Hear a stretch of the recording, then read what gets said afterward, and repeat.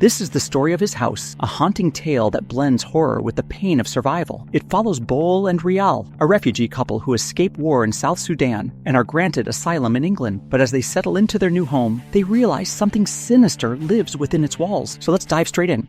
The story begins with a small family of 3 in Africa. Their names are Bol, Rial, and their young daughter, Nyagak. The country they live in has been torn apart by civil war, and like many others, they are desperate to escape. One night, they join a group of refugees and sneak onto a boat in hopes of finding safety across the sea. The boat is overcrowded and fragile, and during the dangerous journey, many people drown. Bol and Rial survive the ordeal, but their daughter, Nyagak, does not. When the next scene opens, the couple are no longer in Africa. They wake up in a processing center in England, where they have already been living for about a year. One day, they are called into a large gymnasium where government workers explain their situation. The workers talk among themselves about how Bol and Rial lost their child during the crossing, and then inform the couple that they are being released from detention. They will be moved into temporary housing. The couple is thrilled by the news, but the officials remind them that this does not mean they are citizens. They will be closely monitored during this period and must follow strict rules. One of the most important rules is that they cannot move out of the house they are given. If they break these conditions, they risk being deported. Bol and Rial are driven out of the facility by bus and dropped off in a rundown neighborhood. There, a social worker meets them and shows them to their new home. It is old, dirty, and neglected, but quite large for just 2 people. The social worker reminds them that they are lucky to be given a house this size. Though Bol and Rial are not exactly impressed, they decide to try and make it work. After he leaves, Rial sits quietly with a doll that once belonged to her late daughter. She removes a beaded lace from the doll and wears it around her neck as a way of keeping Nyagak close to her. That night, Bol sits in the living room. He hears children outside playing football,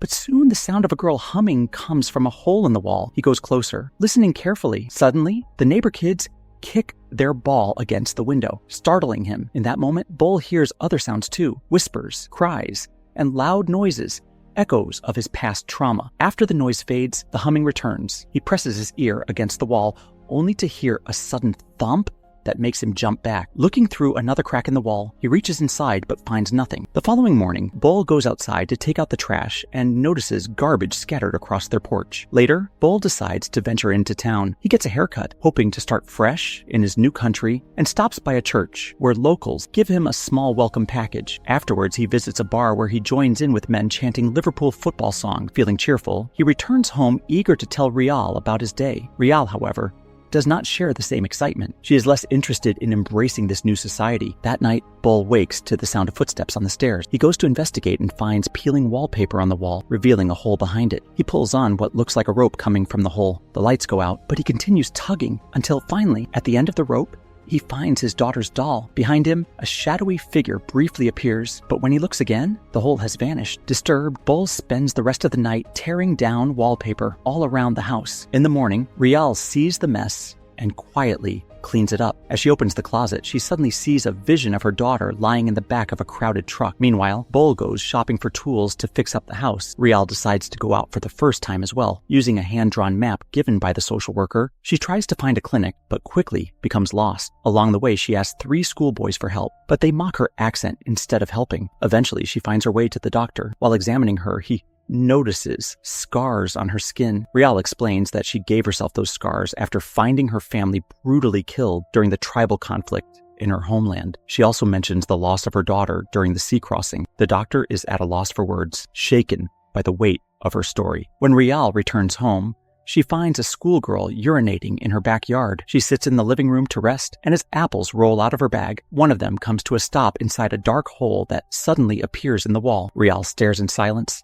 unsettled. That evening, Bol comes home to a meal and talks excitedly about the opportunities he sees in this new country. He says he wants to start over and build a family again. Rial, however, tells him a story from her village about a poor man who once stole from a night witch known as an apet. The witch followed him home, whispering through the walls and summoning the dead until the man eventually died. She explains that the same has happened to them, and an apeth has followed them here. Bol insists that they must move on and leave their daughter's memory behind, but Rial believes they must repay their debt and bring Nyagak back. That night, Bol experiences another haunting. He hears footsteps, humming, and finally sees Nyagak tied up, calling out for her mother. She slams a knife into the floor before vanishing. Overcome with fear, Bol runs outside. When he returns, Rial already knows what he has seen. Later, convinced that their belongings are cursed, Bol burns everything they brought from their homeland, including Rial's necklace. This devastates her, as it was her last reminder of their daughter. The next day, Bol works on rewiring the house so they no longer rely on candles. When he finishes, he finds Rial in the kitchen, speaking softly to someone who is not there. At supper, Bol insists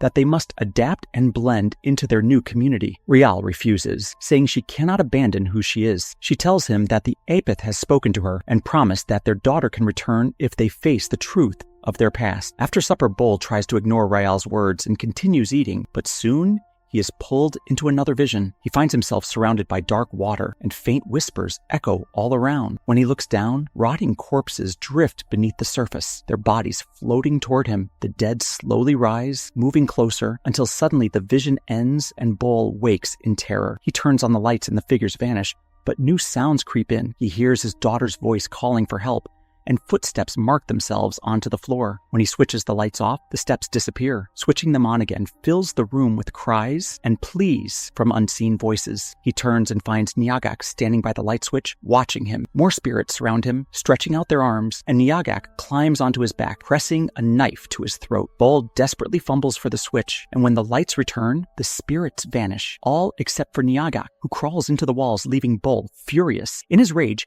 he picks up a hammer and begins smashing the walls of the house. The next day, Bol attends his scheduled meeting with his social worker. The man notices that Bol looks unwell and even points out the bad smell coming from it. Bol insists that he is fine, but his tense state shows when he grips a glass too hard and accidentally breaks it. Embarrassed, he walks out of the office without answering further questions. Meanwhile, back at the house, Rial notices something unusual. Her necklace, which had been burned, is suddenly back on the table. She also catches a glimpse of Nyagak peeking at her from one of the holes in the wall. When Bol returns home, a van full of social workers arrives to inspect the property. They are displeased by the ruined state of the house and threaten to report it. Bol begs them not to, promising that he will repair the damage. But Rial interrupts, openly telling them about the witch and the ghosts that have been haunting them. The workers dismiss her claims, clearly thinking she is unstable, and leave soon after. Watching them go, Rial tells Bol that he needs to stop idolizing these people who will never truly respect them. She says she is leaving, with or without him. Bol, however, insists this house is their home now, and he refuses to let her go. Determined to take control of the situation, Bol seals off all the exits of the house and prepares a ritual to summon the Apeth. He stays there for hours, waiting until finally he drifts into sleep. In his dream, he finds himself in front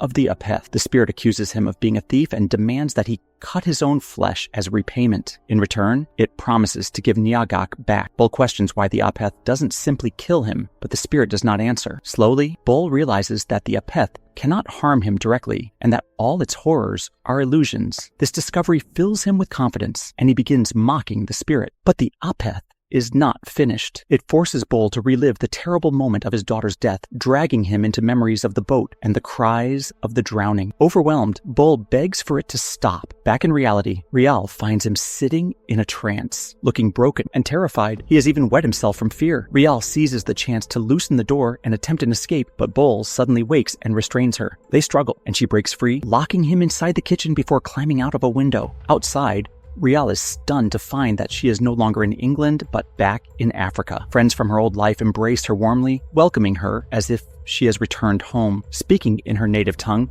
she admits aloud that this is only a dream. Tears flow as the memory shifts into a flashback. We are taken back to the time of the Civil War. Rial hides in a classroom with friends while chaos erupts outside. Gunfire roars through the streets. Bol finds her there and leads her away. But as they walk, the truth becomes clear. All of Rial's friends have been killed, lying lifeless across the room. The two escape into the night, surrounded by the sounds of explosions and gunfire. By the next day, they reach a bus that is taking people away from the violence. The driver allows only those with children to board. In the chaos, Bol notices a lost little girl and, without hesitation, picks her up, claiming she is his daughter. This child is Nyagak. The bus pulls away just as her real mother runs alongside, calling her name and pounding on the windows. Nyagak struggles to break free, but Bol clutches her tightly. Back in the present, Rial faces her guilt. In her vision, her friends remind her that she has no daughter, and she sobs as memories of the boat crossing return. The boat capsized, and Nyagak drowned along with many others. Rial remembers being rescued, but her child never returned. In her sorrow, she hears the voice of the Apeth offering her a deal, Bol's life in exchange for Nyagak's.